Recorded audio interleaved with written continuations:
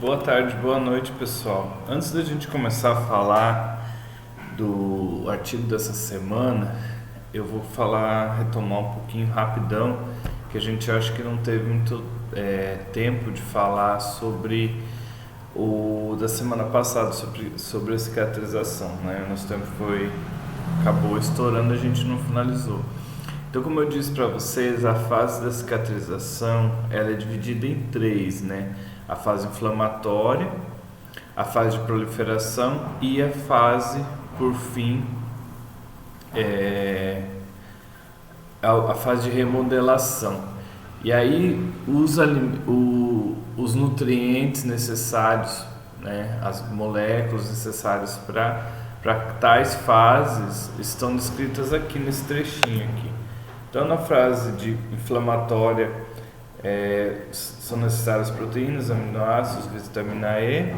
Já na fase de proliferação, que é a segunda fase, né, que é quando ela está repondo as células que foram destruídas no ferimento. Então, proteínas novamente, vitamina C, ferro, zinco, oxigênio.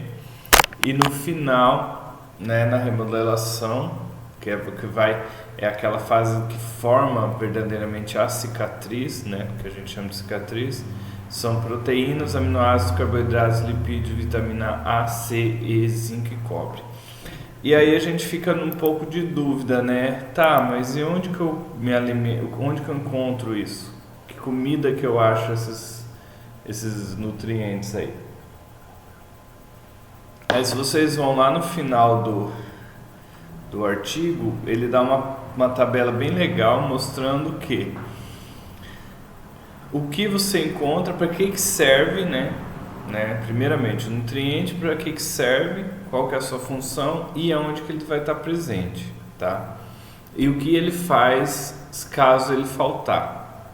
Então, proteínas, a gente sabe que em ovos, né, carnes, leite vai ter proteína, glutamina vai estar em alimentos proteicos e suplementos, arginina, tá? Isso são todos aminoácidos, né, que são as pecinhas que montam as proteínas, né?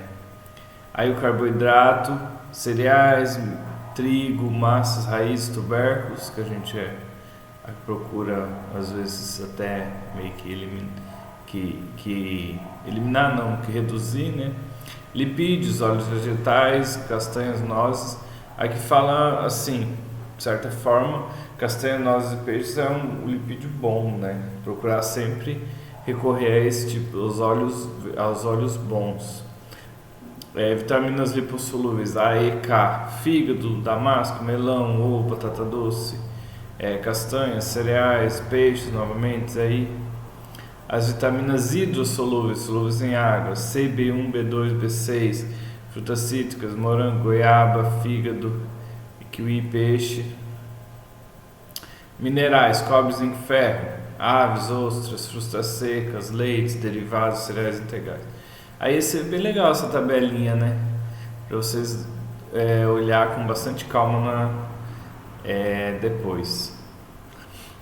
Pessoal, saindo então desse artigo que foi a importância da nutrição no processo de cicatrização de feridas, a gente vai agora então ver o próximo artigo, que eu quero que vocês deixar bem claro para vocês o seguinte. Você vai olhar lá o documento, vai ver, nossa, tem 26 páginas, o professor é louco. Não, eu não quero que vocês leiam essas 26 páginas. Esse artigo ele está dividido em 3 páginas, tá? Então, em 3 partes, desculpa. O artigo está dividido em 3 partes. Aí eu vou mostrar para vocês então a primeira parte, que vai ser o que a gente vai discutir essa semana, nutrição da saúde óssea, né? Então, lembrando que o osso é um tipo de tecido conjuntivo, então ele está aqui, tá? É abordado pela gente. Aí a gente vai ver esse artiguinho dessa semana. Aí na outra semana a gente vai discutir o outro, que são 3 dentro de uma apostila, como se fossem 3 artigos dentro de uma apostila, né? Aí depois terapia nutricional nas patologias pulmonares, esse é outro. E aí depois, na outra semana só então, que a gente vai ver aqui esse, que é a terapia nutricional nas neuropatias, né? Em doenças do sistema nervoso. Então, para vocês verem como que a nutrição ajuda em qualquer situação, né, do nosso organismo. Então, pessoal, então a nutrição adequada, né, vai ser essencial para o desenvolvimento e manutenção do esqueleto, tá, e saúde óssea. Embora as doenças como osteoporose, osteomalácia tenham etiologias complexas, seu bom desenvolvimento deve ser minimizado por bons hábitos de nutrição. Então, bons hábitos de nutrição, eles se encaixam em qualquer lugar, né? É aquela duplinha que os especialistas costumam sempre falar, né? Exercício físico e boa alimentação, exercício físico e boa alimentação, né? E aí você vai longe, né? Então, vai diminuir fatores de risco do desenvolvimento dessas patologias. Pessoal, o osso, tá? Ele é tanto, pode-se dizer, o órgão como o tecido, tá? A gente chama o osso mesmo, aquele que vocês veem na anatomia, né? Como órgão, como o tecido ósseo, que é a sua parte mais reduzida, a parte menor, na sua menor parte, tá? Então, cada osso vai ter dois tipos de tecido: o osso trabecular e o cortical. Aí tem uma imagenzinha aqui para vocês, tá? O osso trabecular e cortical. Nossa, que eu fiz aqui?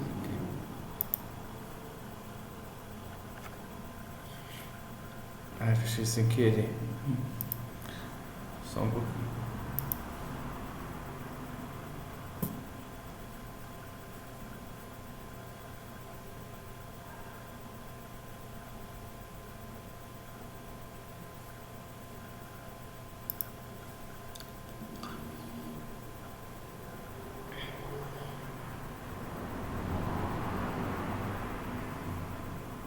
Tá. Osso trabecular e cortical aqui. Eu coloquei deitado para poder ver melhor esse osso, né?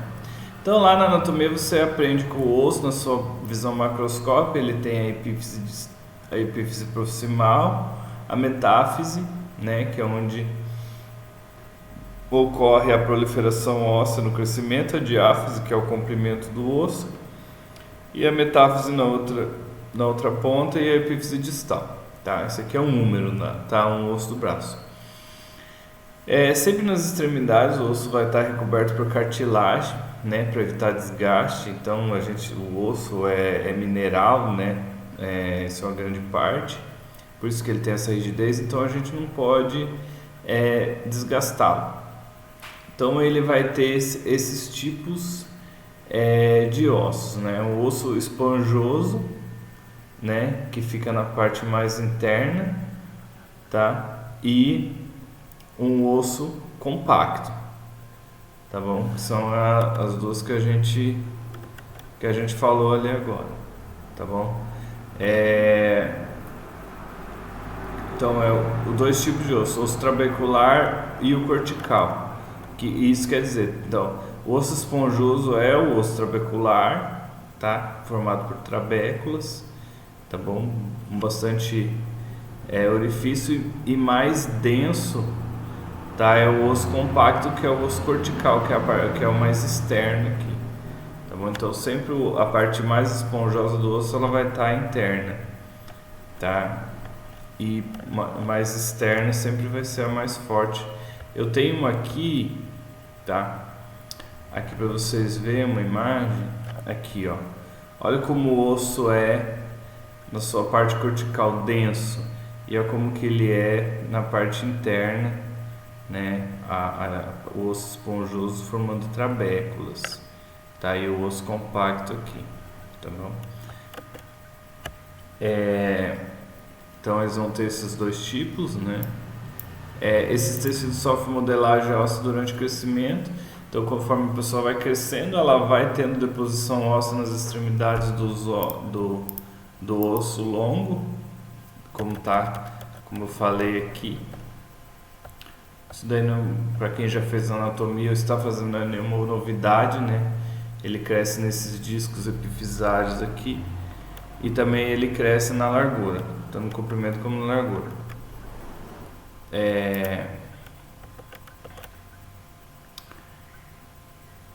O osso então vai consistir numa matriz orgânica. Essa matriz orgânica ela é na parte interna do osso, mais interna ali, que quando você corta um osso, por exemplo, você vai comer, né? Quem usa comer o mocotó, aquela parte corta o osso, né? Um osso longo em várias fatias, você vê que por dentro dele ele tem aquele oco. Então ali antes de tornar aquele oco, né? Quando o animal estava vivo ou a pessoa, ali dentro tinha matéria orgânica, né? Além de entre, né, as partes minerais também tem partes orgânicas, mas ali na parte bem central do osso aqui a gente tem a matéria orgânica, né, que é onde ela recebe a medula óssea, que é aquilo que produz o sangue, além de as células sanguíneas, além de células ósseas também, que ela fica aqui, tá? Tem dois tipos durante o crescimento, né?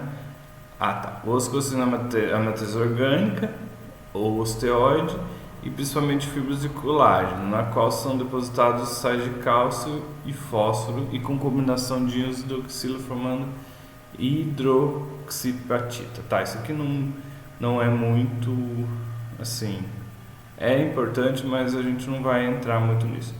Aí eu quero falar das células ósseas. Então as células ósseas principais vão ser osteoblastos, osteoclastos e osteócitos, tá? Mas aqui ele vai dar ênfase o quê? Nas duas células que são responsáveis pela formação e manutenção do osso. Os osteoblastos, esse aqui, osteoblastos, tá? São eles que formam os ossos, o osso. E os osteoclastos são quem reabsorve o osso. Os osteoblastos contêm receptores de estrógeno. Então, pessoal, pense como se fosse um construtor e um demolidor. Vamos fazer de conta que a gente tem uma casa, tá? Que ela é o tempo todo sendo construída e destruída. Você imagina a gente fazer uma casinha de Lego aqui na sua frente, né? E uma mão vai sempre destruir, sempre retirar, que ela vai fazer o papel do osteoclasto, e a outra mão vai sempre construir, vai colocar peças. Ela vai fazer a função do osteoblasto. Eles falam, professor, mas por que Jesus existe a necessidade de retirar a matriz óssea? Existe porque mais para frente a gente vai ver que, embora 99% do cálcio corporal esteja encontrado nos ossos, 1% restante possui papel crítico para a grande variedade de reações indispensáveis. Então o osso, tá, ele comporta 99% de todo o cálcio. Só que o cálcio tá no nosso corpo, ele não serve só para estruturar os ossos. Ele também serve para inúmeras reações indispensáveis que vocês vão ver lá na bioquímica e na fisiologia, tá? Então, para quê? Em certo momento, né, a gente deve ingerir cálcio. Em certo momento do nosso dia, do nosso mês ali, está em falta o cálcio. O que é feito? Porque é indispensável o cálcio nas reações, então os osteoclastos vão lá e retiram. Então eles não são tão vilões assim. Eles precisam retirar porque tem um motivo para retirar, tá bom? Existem outros tipos de celulares importantes na formação do tecido ósseo. Os osteócitos, como eu falei para vocês, então é a terceira. Depois dos osteoclastos, os osteoblastos, nós temos os osteócitos, tá? Que são células de revestimento ósseo, tá bom? Que vão revestir os ossos. Os osteoblastos e os osteoclastos originam-se de células precursoras primitivas da medula óssea, então lá no centro do osso, tá? O que é então? Qual é o nome disso que eu estava falando para vocês? Esse trabalho que é feito de tirar e colocar cálcio no sangue chama homeostase do cálcio. Homeostase é o que? É manter o cálcio em níveis normais. Então o tecido ósseo serve como um reservatório de cálcio e outros minerais que são utilizados por outros tecidos do organismo. Então, além de, lógico, né, do osso proteger órgãos e dar estrutura, ele também é um reservatório de cálcio e outros minerais como fósforo, que são utilizados no tecido do organismo. A homeostase do cálcio é quase totalmente dependente dessa fonte de cálcio quando a dieta é inadequada, entendeu? Então a homeostase do cálcio é quase totalmente dependente dos ossos se você não come cálcio. Entendeu? Então o tecido ósseo ele é totalmente dinâmico. Por mais que você veja aquela coisa rígida, dura, estática, o tecido do osso ele é altamente dinâmico. Ele é dinâmico. É o que? Ele é degradado aqui, ele é construído ali, tá? Depois nós vamos entrar aqui nessa figura aqui, ó. Os ossos, os pró-osteoclastos aqui, que são células que ainda não se tornaram osteoclastos, eles ativos, o que eles estão fazendo? Retirando parte do osso, ó. Aí, depois o que é o contrário, depois os osteoblastos vão lá e repõem, quando tiver no sangue, né? Se não tiver, vai ser retirado. Então é dinâmico o tecido ósseo, embora seja uma dinâmica lenta, né? Não é do dia para a noite, é visto que sofre modelagem no início da vida e remodelagem após o crescimento da altura, né? Até depois do esqueleto crescer. Então essa parte que eu já falei para vocês, que 99% do cálcio do corpo está nos ossos, 1% está no restante. A concentração de cálcio no sangue e fluidos extracelulares é regulada por mecanismos complexos que equilibram a gestão de cálcio e o cálcio nos fluidos corporais, então tem a dependência da gestão. E a adaptação do mecanismo homeostático, da homeostase, que regula a concentração de cálcio sanguíneo, é obtida por meio de dois hormônios. Então a gente tem dois hormônios trabalhando ali, tá? O PTH e o calcitrol, que também pode ser chamado de hidroxivitamina D. Então a presença desses dois hormônios que vai regular quando o osso vai ser degradado, quando ele vai ser reposto, tá? Falar um pouco da remodelagem óssea para vocês. Então, após completar o crescimento ósseo, o osso sofre contínua remodelagem, ele não para, né? Ele vai ser sempre degradado e remodelado. E em resposta a estresse sobre o esqueleto, adaptação a alterações de estilo de vida e ingestões dietéticas bem destacado aqui, entendeu? Então se a pessoa não come cálcio, ela vai retirar cálcio dos ossos, tá? Se ela tem um estilo de vida ruim, ela vai ter problema nos ossos, tá bom? Estresse, né? O estresse é o que? É forçar o osso. A pessoa que pisa errado, a pessoa que anda torto, entendeu? Por exemplo, eu estou sentado todo torto aqui, né? Vou sentar reto. Então, se eu vou acostumando meus ossos a ficarem tortos, eles vão perdendo, né, as partes que são comprimidas, que sofrem estresse, e chega um momento que ele vai, né, eu vou ter uma perna torta, ou a coluna, ou tal. Então, por isso, sempre tentar manter. Nunca é tarde para você repor a sua postura, tá? A manutenção de concentração de cálcio sérico cálcio sérico é o cálcio que está circundante no nosso corpo, tá? E reparo de microfraturas que ocorrem com o tempo. A remodelagem óssea é um processo no qual o osso está sendo continuamente reabsorvido pela ação dos osteoclastos, tá? Lembrando, osteoclasto retira e reformado, lembrando que eu falei da mãozinha, uma mão destrói, a outra reforma, a outra repõe pela ação dos osteoblastos. Então isso é o tempo todo.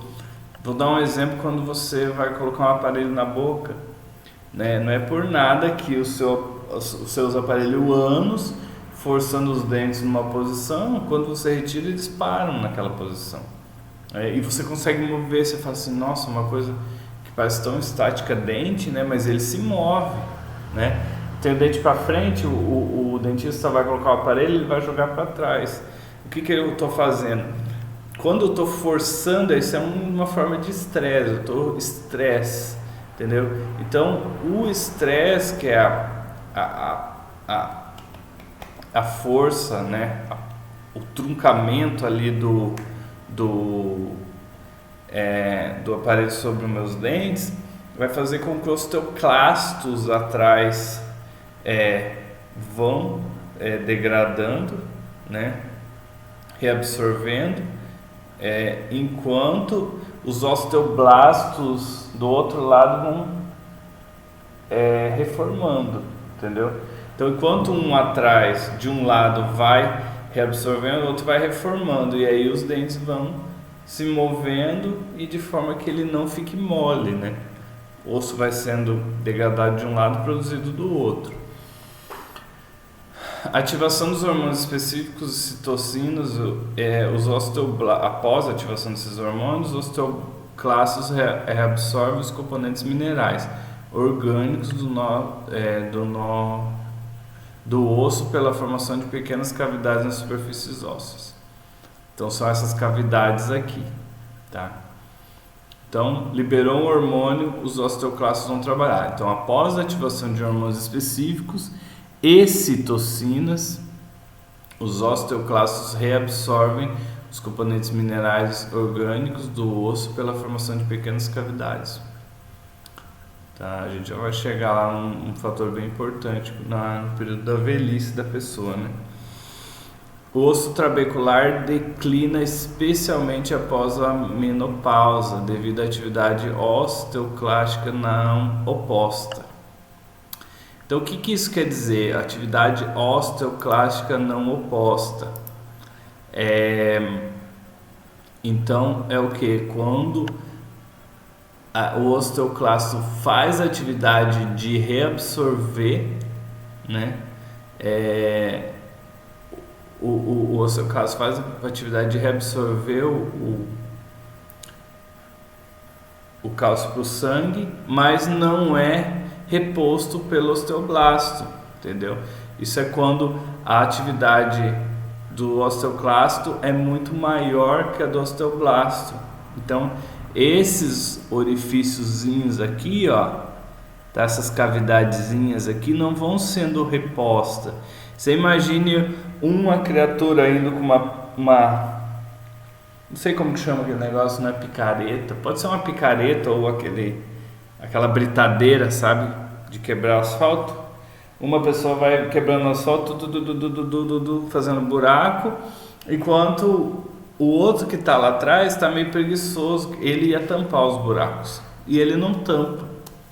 Então, se o cara está trabalhando enquanto um está abrindo os buracos, o outro está lá cobrindo, vai chegar no final do dia, vai ter praticamente os buracos tampados, não precisa ser todos.